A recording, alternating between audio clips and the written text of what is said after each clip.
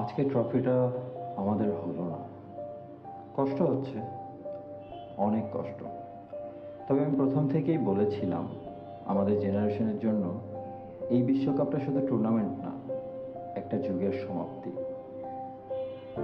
আমরা অনেক বছর অপেক্ষা করেছি। 2014 বিশ্বকাপ final, 2015 Copa America final, 16 Copa America final. বারবার হেরেছি, বারবার কেঁদেছি, তবু হতাশ হয়নি। কারণ একটা বিশ্বাস ছিল, একদিন লিও বিশ্ব জয় করবে। তার সেই স্বপ্নটাকে একসময় আমাদের সবার স্বপ্ন মনে হয়েছিল। অবশেষে 2022 সেই স্বপ্ন পূরণ হলো।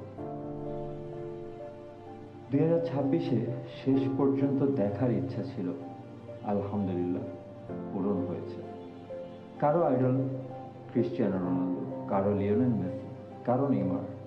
সময় বদলাবে, নতুন তারকা আসবে, ইয়ামাল, বিনি, এমবাপ্পে ফুটবলকে এগিয়ে নিয়ে যাবে।